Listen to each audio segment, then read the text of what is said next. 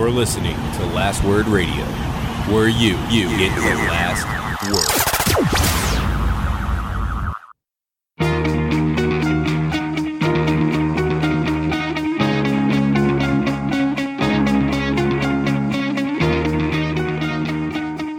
Welcome to the Fourth Line Podcast, part of the Alberta Podcast Network. This is February the 18th, 2019. With you today is myself, Carl, the always wonderful Joel. Yo. And the much more awake than either of us, Nick. Hi, guys. This East Coast bias is working out well for me today. Yeah, recording this show, full disclosure, it is 8:30 in the morning on a holiday Monday. I set an alarm so that I would wake up for this. I've got a piping hot pot of coffee, not a pot, a cup. That's how good I'm doing today. And when I went to make it, I almost just put the ground straight into the cup instead of actually like brewing it like a normal person would. So it's going well. It's going well. This explains the rocky start. This is also take 2. But that's great. We're just getting our feet warmed up. I think by the end of the show, we should be in fine form. We've got a lot to talk about this week. Before we do, let's remind everyone, the Alberta Podcast Network has many fantastic sponsors. One of them is Park Power. Park Power is an Alberta-based energy supplier, and if you go to them, you are supporting local businesses. You're also saving money. Their efficient business practices keep overhead low and allow them to offer lower rates than big traditional utility companies, and it's easy to switch. Head to parkpower.ca. You will find out everything you need to find out how to do electricity, natural gas, and all of your power needs. Gentlemen, Don Cherry is a national treasure. Well, you're just getting right into it. Just getting right into it. Would you agree? I know, like, he is well known. If you follow hockey or do not, Don Cherry is part of Canadian culture. Is that an accurate statement? I think culture is probably accurate. Yeah. Well, he had some thoughts, as he always does on Saturday night, talking about all kinds of things. But the biggest one, and the one that had everyone talking, was the fact that he shared his thoughts on these Carolina Hurricanes celebration, in biggest part calling the Hurricanes a bunch of jerks for their elaborate post-game celebrations. The latest one that really sparked it last week, they won and they did a walk-off home run around the bases celebrating. They did a limbo this weekend after winning. So where do you on this? Are you on the Don Cherry side? Do you think they're a bunch of jerks? Are you on the Hurricane side? Or you're like, have some fun. It's hockey. Let's do this. So, Nick, where do you stand? Going right to me, eh? Look, personally, I watch it. I think it's a little cringy. But if the Hurricanes like it and the fans like it and they're having fun, I don't care. Let them celebrate how they want to celebrate. I really couldn't care less about this. There's so many bad things about all of this. That's really what comes. I think what Don Cherry's maybe not the smartest person anymore. Was at one point a smart person in the hockey world. It's what he said. Cringy was maybe the word I would use for what he said on Saturday night. That being said, I also think what the Carolina Hurricanes are doing is dumb. But I have reasons. I don't care if you want to celebrate, go ahead. First off, don't even pretend to not call it showboating. That's one of the things that I've heard is they're like, well, it's not showboating, we're just celebrating. I'm like, call a spade a spade. You're showboating.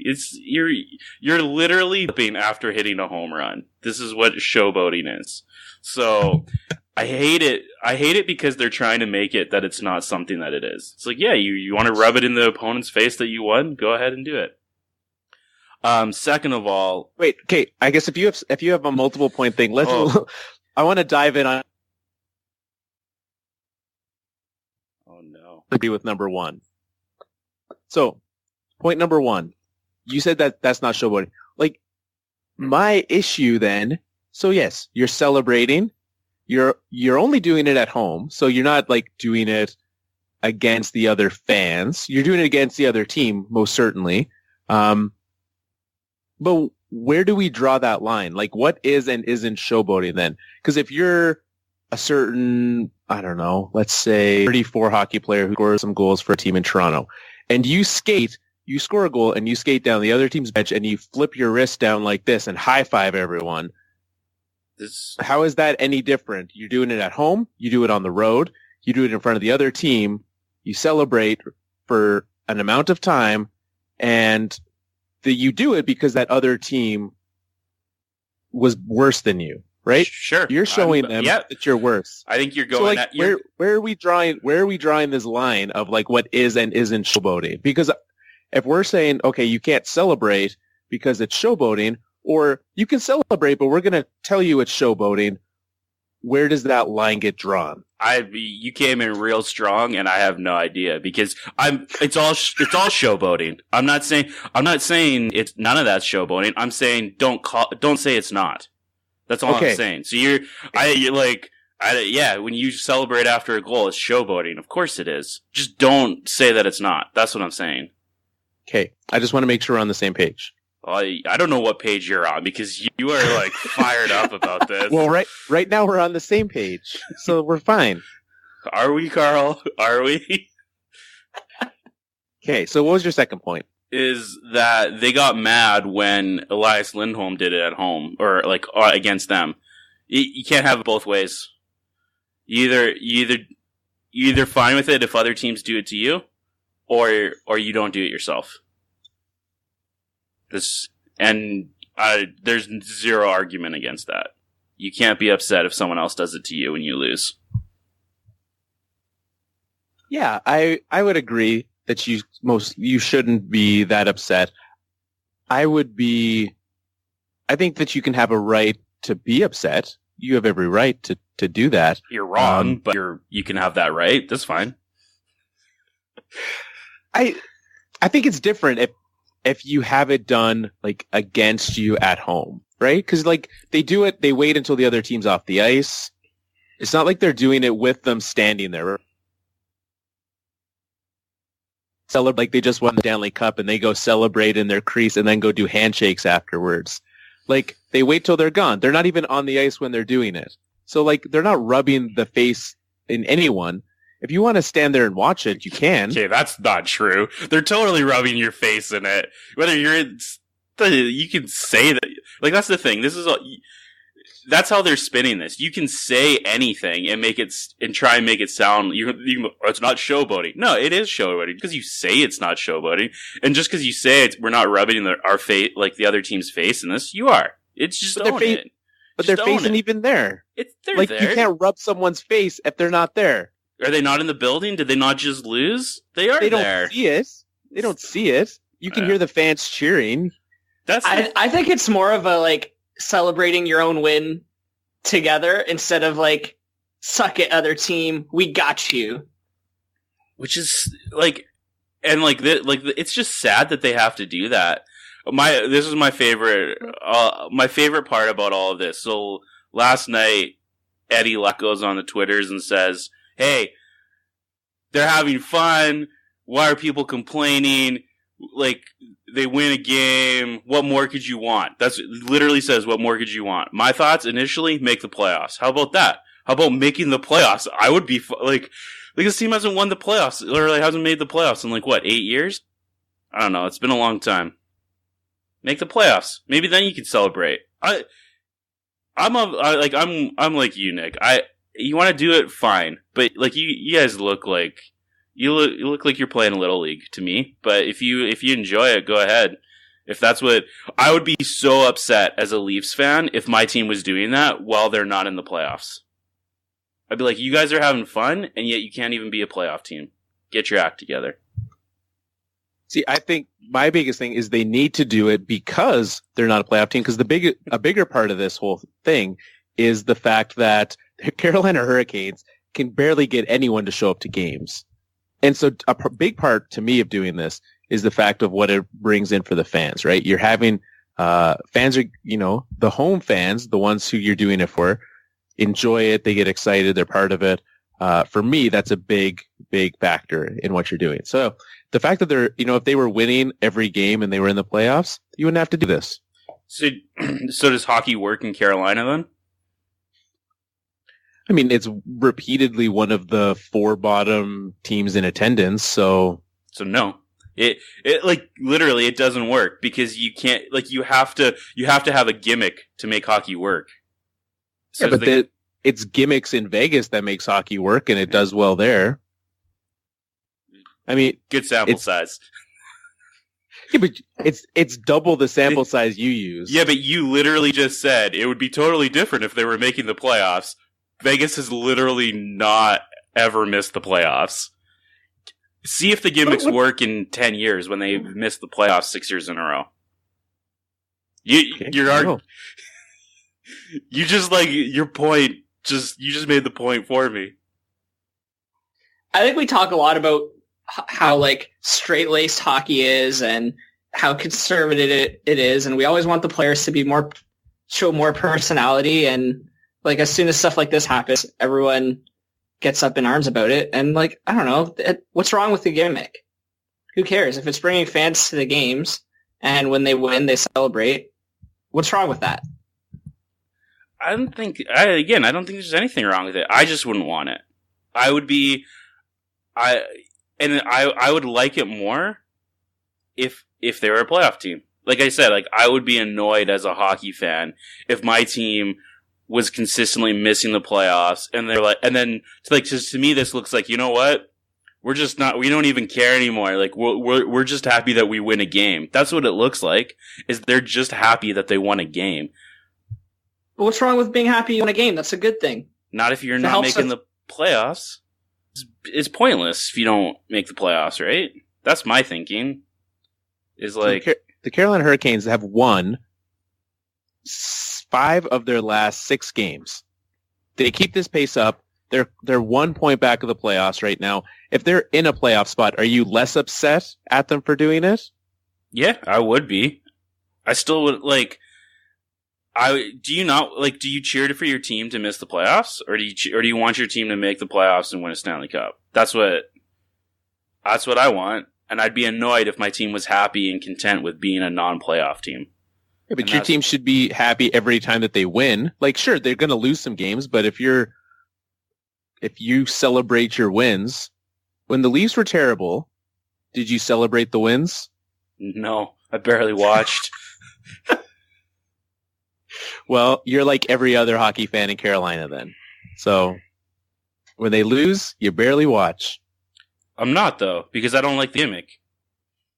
Well, they're not showing up for a lot of them aren't showing up for the gimmick either. It's true. It's not like attendance skyrocketed when they're like, you know what? I want to show up for human bowling after a Hurricanes win. I'm going to go out to the game. What if they win? I want to be there midway through the third period. That's literally some of the people's argument, though, is that it's for the fans and it's getting more fans out. Like, I've literally heard that argument on Sports Talk this past week. Well, it is for the fans. It's not. I don't. If I you're don't think up the celebrations exactly are drawing the fans in, but the idea that like it's a little more fun, it's a lighter environment. Yeah, probably. There are people that are making that argument. I'm not saying I'm one of them. They're going to see the celebration. They're saying that's what's bringing fans in. It's a bit of a gamble. Like, what if they lose? Well, that's the thing. There's so many extremes in all of this. Like there are like Don Cherry's take, total extreme, unnecessary. Like I think everyone's sitting there and be like it or hate it. Like I don't think they're a bunch of jerks. I don't really like it. Doesn't you want to do it? Go ahead. I just wouldn't like it if it was my team. But there's all these extremes that are playing into it, and I think, like, I don't know. I just win some hockey games, make the playoffs. That's what I want my team to do. I don't want them having fun unless they're a playoff team, because you don't deserve fun if you're a loser. Currently, they're a loser. All right. Well, on that note, let's go to something a little lighter. A little lighter. The Oilers did things this week. That's can we all agree to have a laugh at the Oilers, perhaps? Well, does that make us a bunch of jerks? I was gonna say, it's like you're kicking someone while they're down. I don't know if that's... Well, we do it literally every week. According to Joel, it doesn't matter. You're a bunch of losers if you're not in the playoffs. A bunch of losers. Sure. That's the official stance that Joel takes. They don't deserve to be happy. And they don't deserve happiness. So, No. sorry, Oilers. Be better. They made a couple, I guess I would say minor moves. Traded Cam Talbot to the Philadelphia Flyers for Anthony Stolarz. That was a goalie for goalie. That gives them another goalie for next year to, I guess, back up Koskinen, which thing. For me, I look at it, I'm like, the Flyers with Carter Hart in net have like taken off, right? Like, they have played fantastic. They're on the verge of getting back into the playoff spot so that they're not a pathetic bunch of losers over there in Philadelphia. Just adding adjectives as we go. But here's the thing, because the Hurricanes are only 1 point back of the playoffs, right? They're 1 point back of Montreal. The Flyers are 6 points back of Montreal. So, like, they're 6 times worse than the Hurricanes are. Right? Didn't the Flyers make the playoffs last year? I'm talking about, like, length of time here. Okay. I think, yeah. You guys are just... So they're a little bit... They're a little bit less. Even the Oilers made the playoffs more recently. It's true. It's like... So I think they're less losers than the Hurricanes are. Oh, the Hurricane... Like, that franchise has just given up. That's really what it's come down to. It's just given up. Carolina? Yeah. No, come on. Well, that's how it looks. That's my point, is it looks like they've given up. Because they're just like, you know what? We haven't made the playoffs in 8 years. We're just gonna start celebrating. We need to find new ways to engage the fans. We need to find new ways to find joy in losing. That's what they're doing. They're not celebrating their losses. They're celebrating their wins. Yeah, but like they're still overall losing more than they're winning. Because they're not making the playoffs. They've given up. They're like, you know what? Being mediocrely bad is okay. We're going to celebrate that. I think that 1 point out of the playoffs at the trade deadline is not giving up on making the playoffs. When was the last time they made the playoffs? This year, there's a chance they make the playoffs. Well, shouldn't there be a chance every year? But there isn't with this. There is a chance every year. When the season starts at Game 0, there is a chance that they'll make the playoffs. But this year, there's a real chance. They haven't their team's better this year than it was last year. Yeah, but they haven't made... They've made the playoffs in 2008, 2009. That's a long time ago. I know, that's what I'm saying. It feels like they're saying, you know what? Like, we can't make the playoffs, so we're just going to celebrate not making it. Because we need to have fun somehow. And as a fan, I would be upset about that. Wouldn't you? You guys would be okay if your team was like, you know what? We're fine never making the playoffs. We're going to celebrate winning. But it will never result in playoffs. I would think, and I do think, because my team is similarly trash, that when your team wins infrequently, I celebrate what I can. But when was the last time those wins mean a lot more to me than they do to the Tampa Bay Lightning. The Lightning win all the time. It's not a big deal for them. But when did your team make the playoffs last? Last year? Exactly. Like you're talking about a team. So like you're having a down season compared to last year, where we're talking about a team that hasn't made the playoffs in 10 years. Yeah, those wins are even more meaningful for them because they're so rare. Exactly. That's the point that would bug me as a fan. Is you're saying I'm so happy just to win a game. That's why I would be like, this is not good enough. That was like celebrating Phil Kessel being amazing during those awful Leafs years was like painful because it was like, oh, it's like wasting Connor McDavid in Edmonton. It's like, yeah, we have the best player in the world, but it's so depressing because we're never going to win him. Well, I think the Hurricanes are in a better spot than Edmonton is. And yet, the Edmonton Oilers have made the playoffs more recently than them. I just want to win. That's what it comes down to. If you be a winner, celebrate it. But hey, if you guys are okay, I'm fine. Like, if they want to do it, I'm fine with that. I would be annoyed if my team was doing it. I'm not going to stop them from doing it. But So you are come going to April. complain loudly about it. I'm allowed to complain. It's my right to complain. I believe Carl is talking about rights earlier. It's my right to be annoyed by it. I'm not. You're fine with it, but you will complain. I'm okay. So Yeah. I just wanted to make sure. The Flyers. Hey, you keep bringing it up. They made a trade for Cam Talbot in an effort to bring in their 9th goaltender that'll play for the team this season. But they have turned it around. They were embarrassingly bad at the start of the season. Have rebounded to the point that they legitimately do have a chance. Cam Talbot is if you look at his performance this season, the Flyers decided that, even he was better than Stolarz. And so that really speaks of what the Oilers are getting back. But what do we think of the Flyers' chances? They've gone on quite the streak. Carter Hart is as good as was expected. I think, honestly, for me, better than I expected him to be. I think it was better than everyone expected him to be. That's why it took them so long that's why they literally fired someone on their management team. For wanting to use him. It's like, we want him. Nope. Yeah, for sure. So what do you think this team is good enough to, obviously the Flyers, to me, they're a team that oscillates between good and bad and good and bad. But they're trading for free agent pieces, but also the repeated rumor of Wayne Simmons leaving in a trade at the deadline. So what does this team do? Because if you're looking to make a move, trading Wayne Simmons not going to help you for the playoffs. The biggest question is who's exiting the playoffs from the East? Because that has to, you need a team and there's only probably one team that I would say has the possibility of that, is maybe Montreal. I would say you think Columbus is a lock? If they keep their 2 players, they're more of a lock than any of the teams that are out. I was going to say, I'm at this point assuming that they move one of them. If they move one or for sure both, then they're not a lock. But you can't move one. You got to move both or 0. Why would you only move one of them?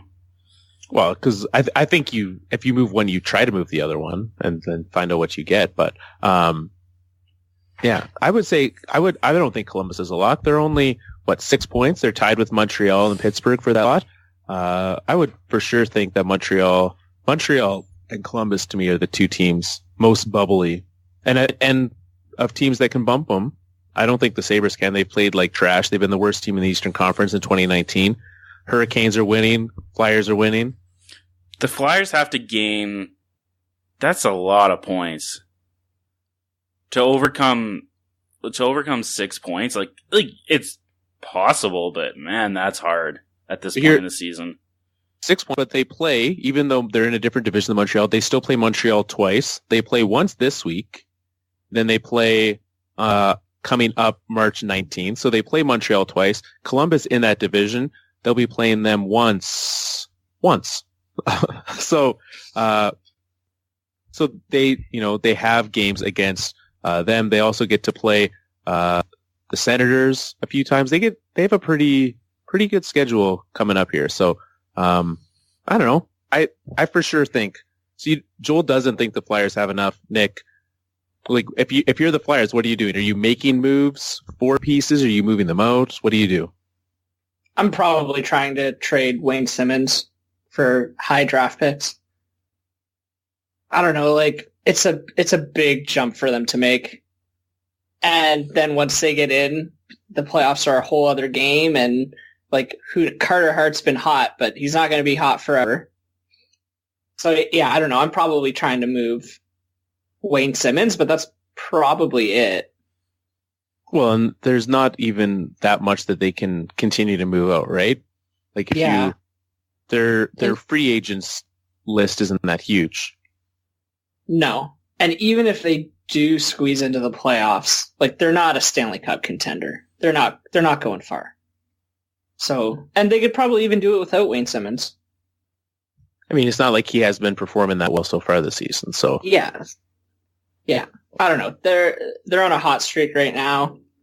It's gonna end at some point, and they'll probably miss the playoffs. but it is I'm enjoying watching Carter Hart be really good. As a fan of a team that's nowhere near, I just get to enjoy watching someone be good at hockey, and it's fun. So hopefully he keeps it up. They played the Red Wings yesterday, and he looked amazing. Like, he played phenomenally, and he played back-to-back. What are you laughing at? Nothing. This is the Red Wings are a great team. Yeah.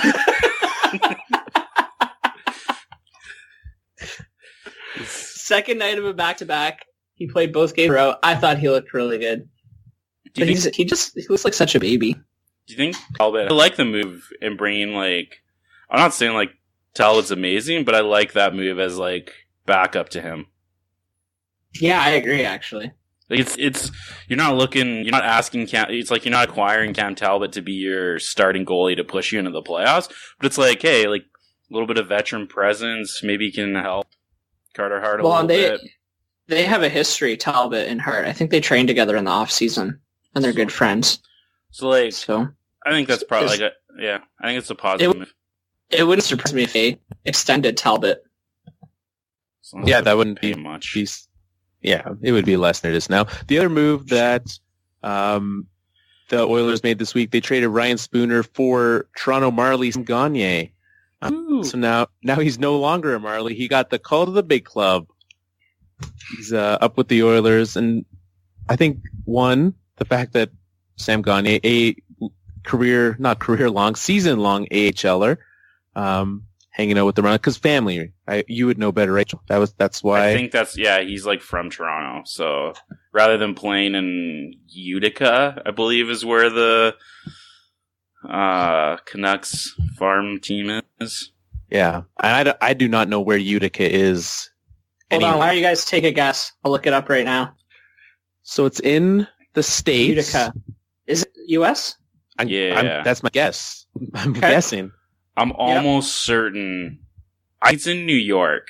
I'm pretty sure it's like East Coast New York. That seems like why would the Canucks be like, hey, we want to ship our prospects all the way from?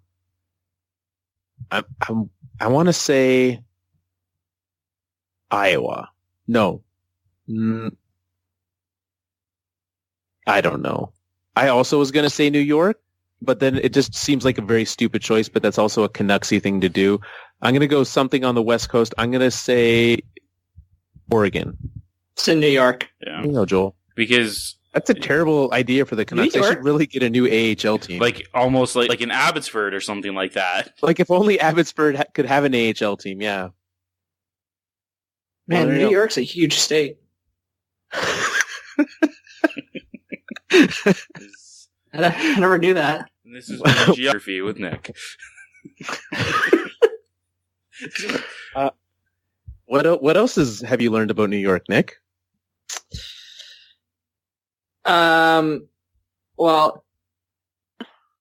nothing really. It's just a 4-hour drive from Buffalo. That's just what I was looking up. Oh, to Utica. Yeah. Pretty big. I always get surprised how much smaller states are than provinces because provinces just go north forever. They're huge. They're always surprises me how big they are. Anyways, that's geography time. The Oilers, that other move, moderately irrelevant. I think the only thing that's relevant of it, they extend the Jordan Eberle trade tree to now include Sam Gagner as pieces that they've traded for Jordan Eberle. At least this is there's an asterisk here though, because it's no longer Chiarelli. So it's I guess extended.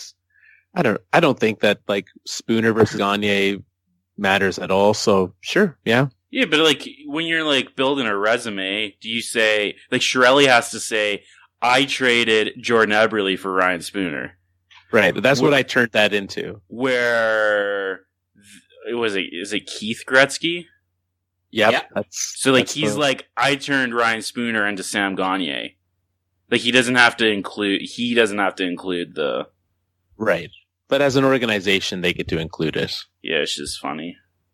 Yeah, and so from what I can tell they will save a little bit of money by not having Ryan Spooner there. So that's. But is Spooner still signed for next year? That's the thing that I was. They both are signed for next year. Oh my goodness. Can we talk about like the Canucks and like all the awful deals that they make and how it's really hurting them right now when they have really good young players? Yeah, let's do it. Let's list. I'm going to list them. We'll just talk about each person individually. Okay. Sam Gagner was the first one, but I guess they traded him. Okay. Antoine Roussel for 3 more years. Anytime you can pay Antoine Roussel 3 years or $3 million for 4 years, you have to do that. Jay Beagle, 3 more years after this year. See Antoine Roussel. Louis Eriksson, 3 more years after this year. That was a bad deal when they signed it. Mm-hmm. And it's worse now. Brandon Sutter, 2 years after this year. That was a bad trade when they made it, and a bad signing when they extended him. And then, so they have this, and then they have Pettersson, they have Horvat, they have Besser, they have, Virtanen's been playing half decent on that top line.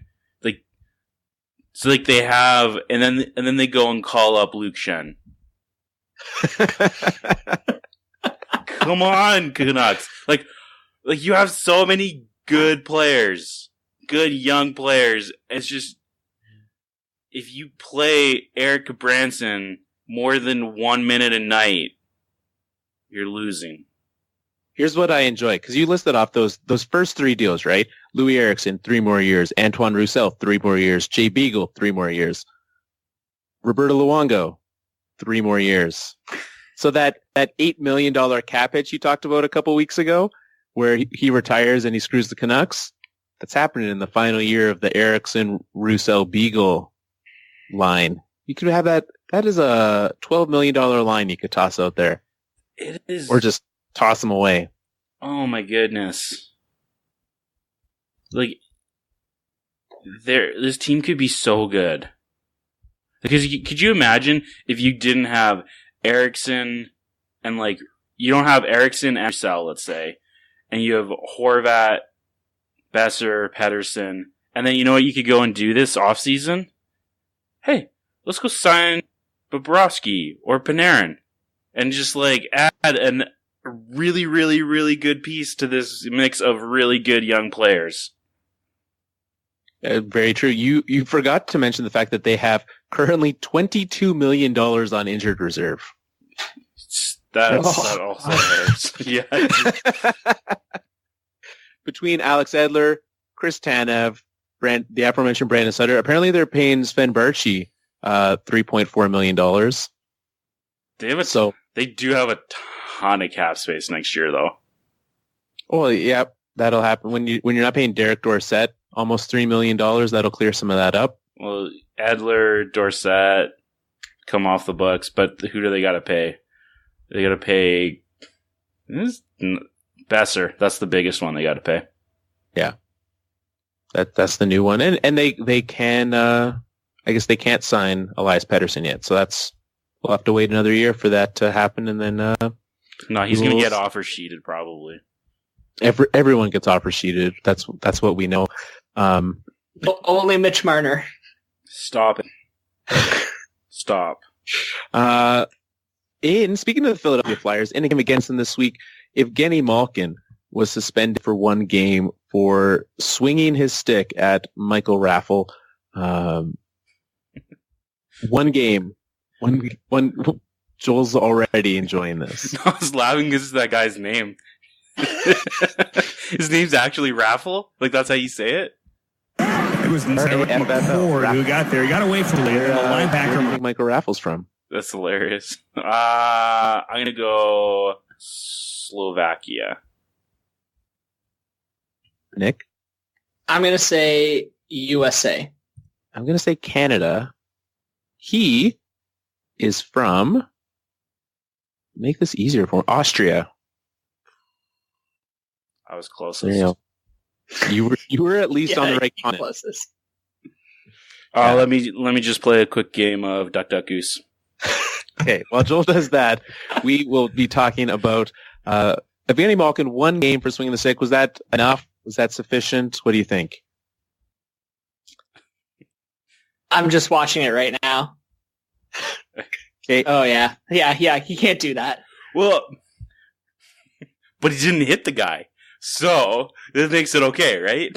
Well, that's my thing. I look at that and I'm like, just because you're bad at swinging your stick at a guy, like if he had made contact with the stick, how many games do you think he would have gotten? It would have been more than 1. If he had hit, it also depends where he hit it. Like if he made contact and hits him in the face, it'd be like 4 or 5 probably. Yeah, I was thinking 5. So the fact that like just because you missed by a few inches, all of a sudden it's less bad of a thing. Like the intent was there. He intended to swing it towards him. He wasn't like, I'm going to just buzz the tower here. No, he fully intended to try to make contact. So yeah, intent is like a difficult thing. Like, cause you know how many things you could suspend per game if you started taking intent into play? A lot. Yeah. Well, maybe we should. I mean, it seems the NHL is really good at making suspensions and being like, hey guys, this is serious stuff, don't do it. That's like their forte, is stopping people from doing things. Like just playing hockey in general every few years. just to slow that down, yeah. Yeah, all right, so there you go, Malkin games, but it's probably enough for a preventative suspension. I don't think that's gonna. Yeah, but like, it's not gonna change anything. I don't think it. Like, you're like, yeah, do it. And he's like, okay, I won't do it, and he'll go do it again.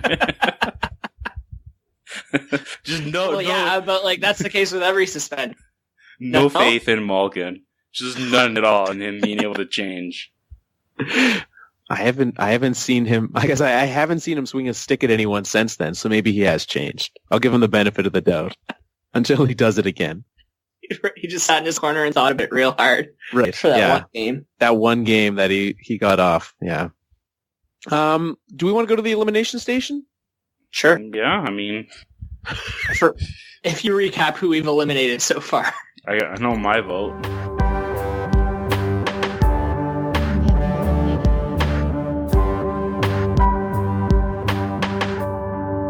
Elimination Station. Here are the teams so far that we have eliminated. And if I missed anyone, remind me. Senators, Los Angeles Kings, Edmonton Oilers, Detroit Devils, Chicago Blackhawks, Arizona, Houston Dogcats. Those are the teams we have eliminated thus far. My vote for this week is a team that we saved from the elimination station last week. However, the Anaheim Ducks, now they did win. They're coming off a W last night. They beat the Washington Capitals. They beat the aforementioned Vancouver Canucks this week as well. So they've won 2 out of 3, but I am still shoving the Anaheim Ducks in there because even they have said we're shutting the season down, throwing John Gibson on the IR. That's my vote. That's my vote too. I was told last week we could eliminate them this week, so I've been sitting here waiting. I thought you said we would eliminate them next week. No, I wanted to eliminate them last week, and Joel said no. I wanted the pain to I wanted them to endure a little bit more pain. Yeah. So, my vote is not for the Anaheim Ducks. I'm just kidding. I'm fine with it. So, is that who you were going to say, Joel? Is that who you were going to say? I don't know who I was going to say. Oh, okay. That's what they call it. You had someone in mind. Hey, that's what they call a teaser in the biz. Great. Now it's ruined.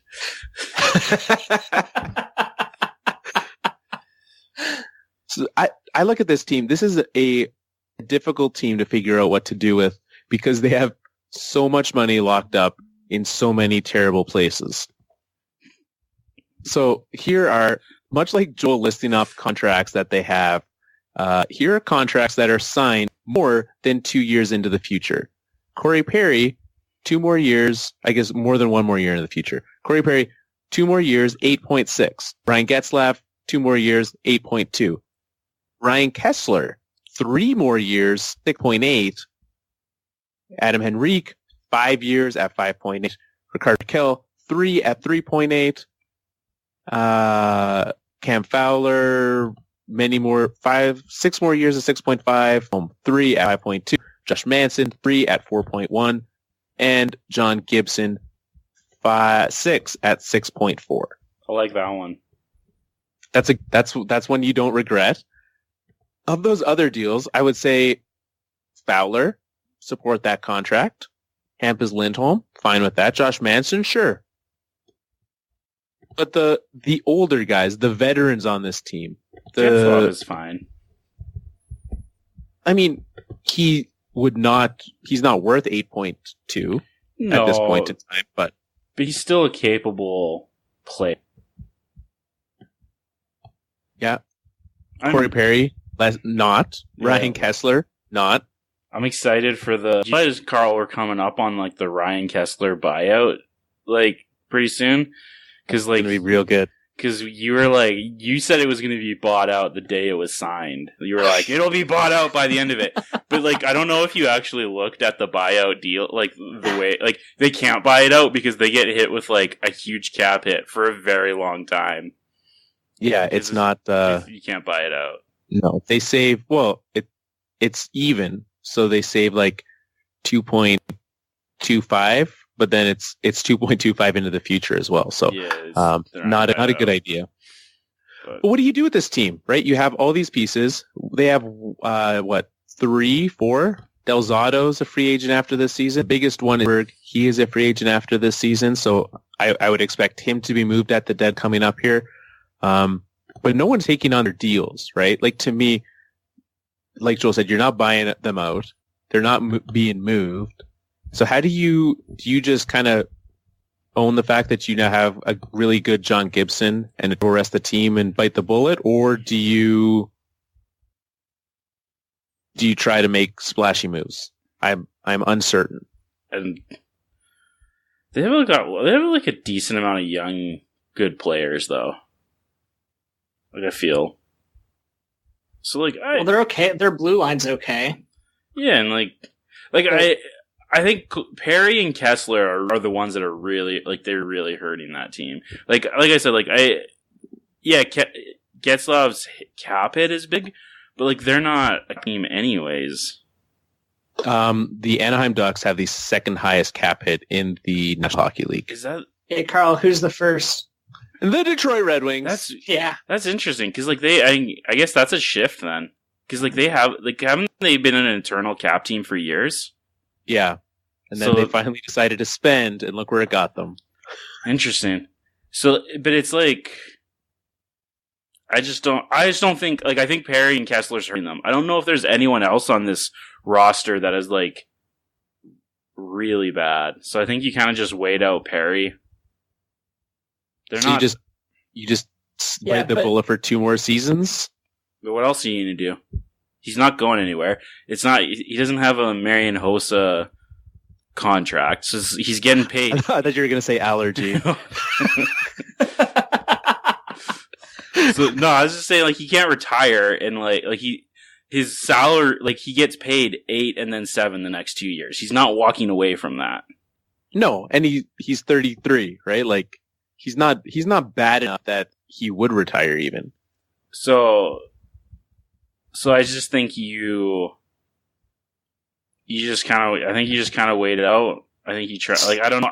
There's nothing you really can do. There's nothing you can really do. So you wait it out and not be competitive for the next 2 years. So come 21-22, is Jakob Silfverberg part of your solution? Probably not. In 3 years? Okay, move him. Who else? Devon Shore part of that solution? maybe. I don't know who that is. I don't know who that is either. Oh no, that's the move. Is you move out guys that aren't going to be here in 3 years' time or 2 years' time. So you start draft as high as you can for the next 2 years, and aim for 21-22 or 22-23 to be good again. Yeah, I think if you can't move those guys out right now. If the cap goes up, $3 million next year, they'll have just about $10 million in cap space. Depending if they don't make any moves with next year's contracts, $10 million in cap space approximately, and that's without having a goaltender, right? Unless this Kevin Boyle guy that they've called up actually maintains being good. Sure, try it. Who cares? What's the worst that happens, right? So you have these guys. So $10 million gives you that flexibility. If you wanted to add a piece, you can add a piece with $10 million of cap space, right? Like, you probably can't add Panarin, but you can add something. Are they one piece away from being competitive again? Now, this is going to go back to a previous conversation, but 2 years ago, they made a very deep run, right? And so you look at that and you say, okay, well, they lost to the Prince in the conference or the conference finals, and so that team is good. Now, if your goal is to try to win, build the best team that can take you to like definitive Stanley contender, there's some work to be done. If your goal is to build a team that can get into the playoffs, be a good team and make it, I think that they can be back in the playoffs next season. Like, that would not surprise me at all. Of the teams in the elimination station thus far, they have the best chance, I would think, of next year. Maybe Chicago has a pretty good next year chance. They've got the best shot at it. Yeah, and that's the thing. They're not as bad as they've been this year. No, that I agree with. Anytime you can take Randy Carlyle off of the coaching staff, you're helping yourself out. They are they're not as bad. Like, they should be a playoff team right now, considering how awful the rest of the West has been. Yes, like you have two teams with 63 and 60 points. Like, Anaheim should be higher than that. They have a good enough team to be a playoff team. They just haven't been this year. They've just been really bad. Yeah, so that's very true. Yeah, I wouldn't be I think I would be surprised if they're a playoff team next year. But here's the thing. So here's a team that earlier in the year probably was on the verge. We assume that they were in the elimination station already. The St. Louis Blues. They've now gone and won 10 games in a row. So what? At the 48 game mark, they were sitting there with 47 points, which was verge of not being in the playoffs, and now they've firmly supplanted themselves in there. Looking at the Blue, that's the kind of a team where at the start of the year we thought, okay, this team's going to be good. If Anaheim wants to mortgage things the Blues, they traded a first round pick for Braden Shen. They traded a bunch of things for Ryan O'Reilly. That's a team that I look at, and if you want to make moves like that, trade draft picks, you can make this team through trades a better team as well. If you're wanting to improve the team to get them back into the playoffs, you can use your draft picks and you extend that window. I'm not saying that you should as I want this team to be good 5 years down the road, but here's the thing. Bob Murray's not going to be on this team being the general manager 5 years down the road, so he doesn't care. So, I think, the biggest move right now is they move Silverberg, but, they should move him by Monday, right?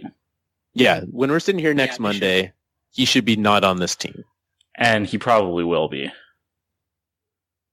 I would be surprised, but it's I would say it's a 60% chance at this point. It's not high. I was that's really low for a guy that I think would be a no doubter trade. Because this team's not you just put John Gibson's hurt. You're not making the playoffs without John Gibson, so team's over. Team is over. What about those Blues? St. Louis Blues, winners of 10 in a row. At the start of the year, everyone was all excited, right? They brought in Ryan O'Reilly. And they had Braden Shen from the previous year.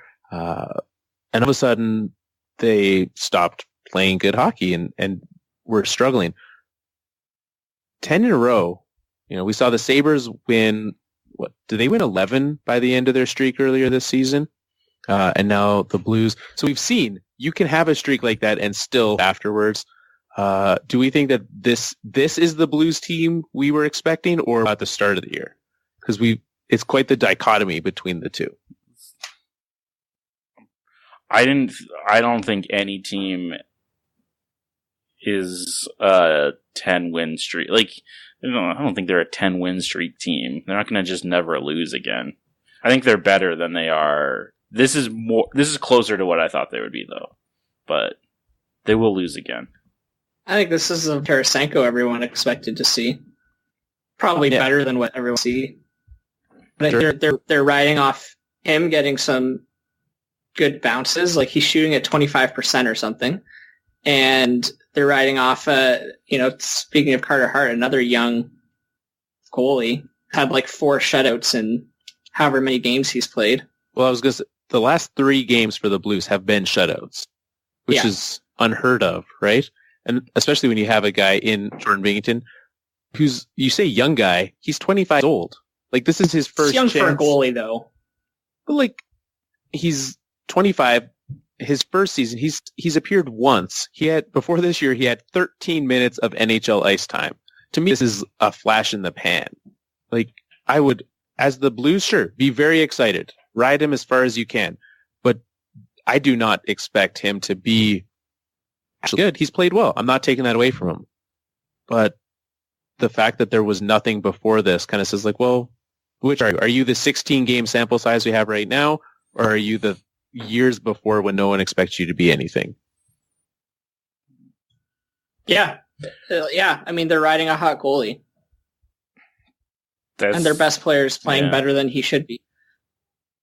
That's what happens every year. Like, I think they can, I think it's totally sustainable to a degree. Maybe, like I said, they're not going to just keep on winning every game. They're going to make the playoffs.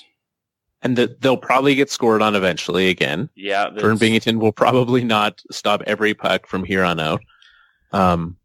We'll see. But they'll make the playoffs, and they'll be a tough team to, like, it's not a team, they got enough talent on that team. It's a team that will be tough against, like, a tough team to play in the playoffs too, I think.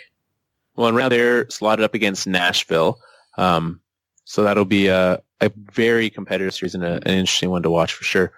Remember when they were talking about, sorry, Carl, remember when they were talking about trading Tarasenko? Oh, man. Yeah, it's maybe a good thing you didn't blow that team up. Yeah, I say imagine? So. They certainly wouldn't be winning 10 in a row now. No, they'd be in the Elimination Station. And we would have talked about them like a segment before we talked about them. Yeah, but like for sure. A few weeks ago. Absolutely. Yeah. Braves. They are must-watch games of the week. There we look at the schedule and we tell you the games that you should watch every day of the week. And then you head to Twitter, you play high sticking. Over there, with each game, you pick who's going to win, what you think the score is going to be. If you're right, you get 3 points. If you pick just the winner, you get 1. If you get one of the scores and the winner, you get 2 points. There's some good games this week. I know the last few weeks we've had some very weird schedules. However, I'm looking at Tuesday, and there's already 2 games that stand out to me. One, the red-hot Philadelphia Flyers taking on Tampa, or the red-hot St. Louis Blues against the Toronto Maple Leafs. So those are 2 games that stand out to me right away. Which one of those excites you more? I think we should let Joel call this one. If I get to, I will be watching the Toronto game. There we go. Toronto. I'll be watching that one too. Yeah, you will. Nick's secretly a Leafs fan. I mean, no comment. Point made. Really? Tuesday, There's only 3 games for us to choose from because one of them has Boston. You shouldn't watch Colorado lose to the Winnipeg Jets. Don't do that. There's a reverse jinx if I've ever heard one. I mean,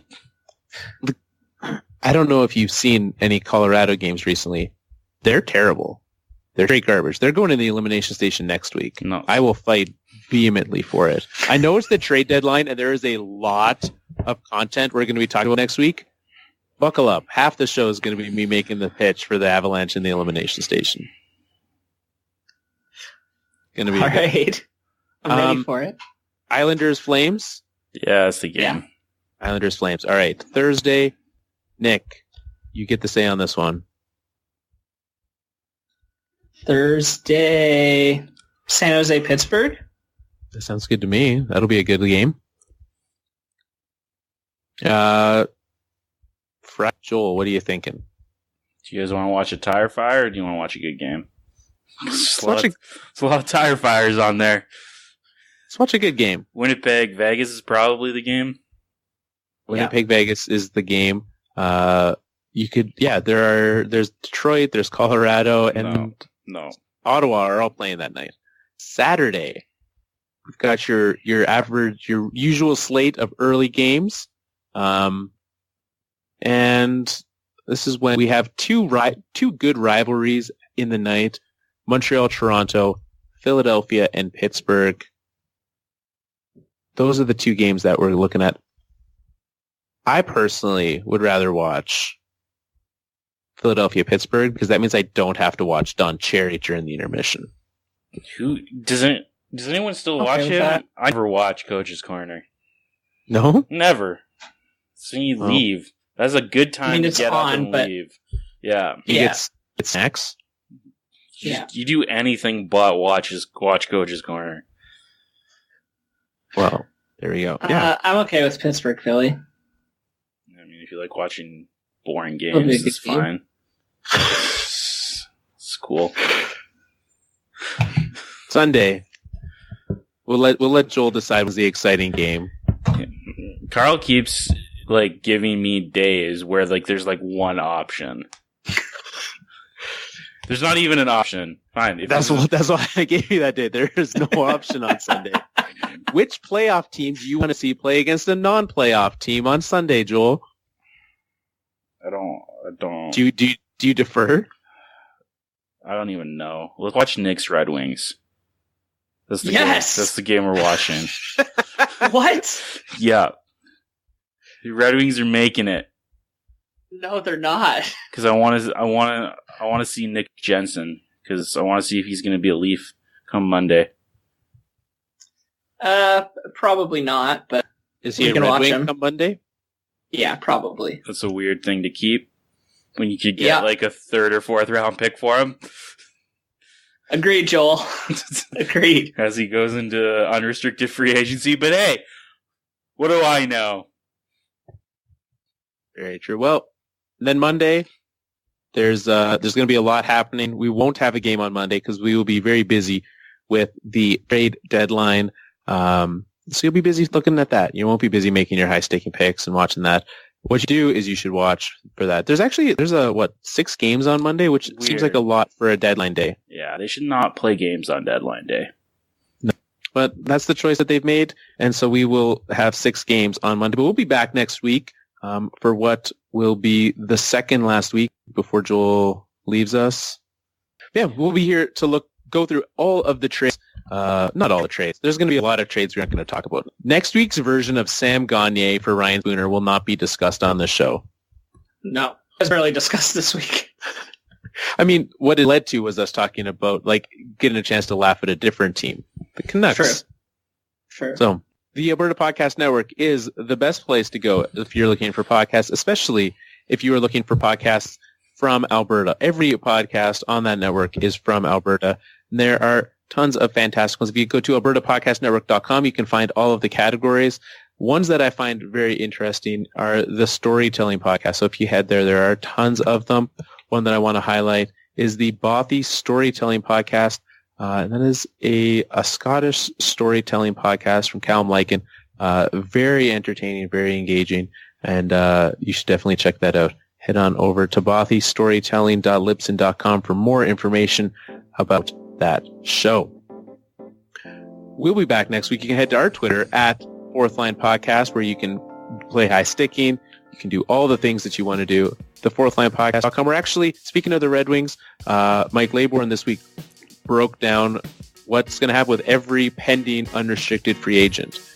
And so if you want to know his thoughts on where Nick Jensen goes or what happens with him, you can head over there. Facebook.com/fourthlinepodcast.